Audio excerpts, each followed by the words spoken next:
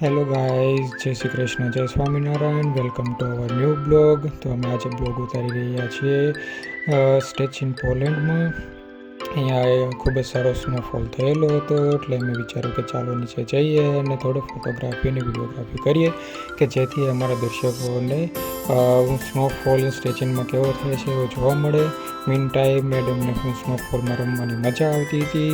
એ ખૂબ જ રમ્યા, એમને હાર્ટ પણ દોર્યું અને એમાં અમારા બંનેના નામના ફર્સ્ટ લેટર લખ્યા.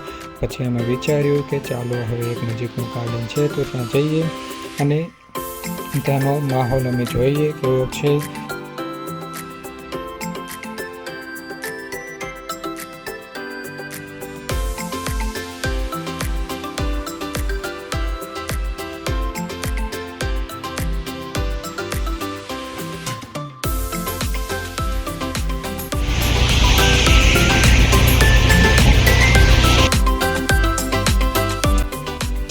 આ છે અમારા ઘરની નજીક આવેલું ગાર્ડન છે, જ્યાં સ્નોફોલને લીધે બહુ સરસ લાગતું હતું. બધી બધું એક વ્હાઈટ સ્નો બેછાઈ ગયેલો હતો.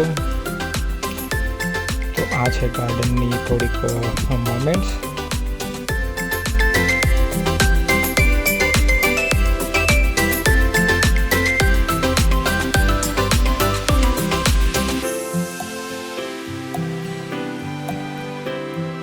પછી આ ગાર્ડનની મોમેન્ટ પછી વિચાર્યું કે ચાલો એક બીજા મોટું અહીંયા ગાર્ડન આવેલું છે ત્યાં જઈએ. ગાર્ડનનું નામ છે જાસના બ્લોનિયા.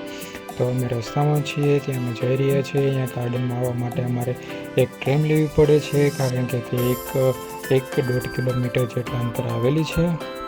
તો અમે રસ્તામાં ચાલ્યા જતા હતા અને ત્યાંનો વ્યૂનો માહોલ અમે જોતા હતા. ત્યાં ચારે બાજુ ખૂબ જ સરસ સ્નો પડેલો હતો અને વ્યૂ બહુ મસ્ત આવી રહ્યો હતો.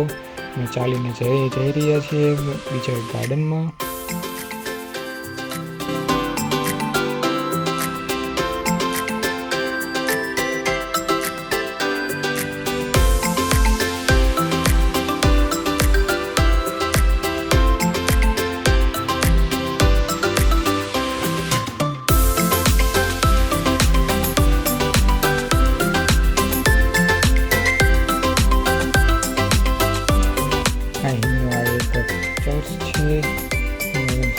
ચર્ચ છે, તમે જોઈ રહ્યા છો. એમાં એક ક્લોક પણ છે, એમાં 3:30 વાગ્યા છે. તો અમે બપોરના 3:30 વાગ્યામાં નીકળ્યા હતા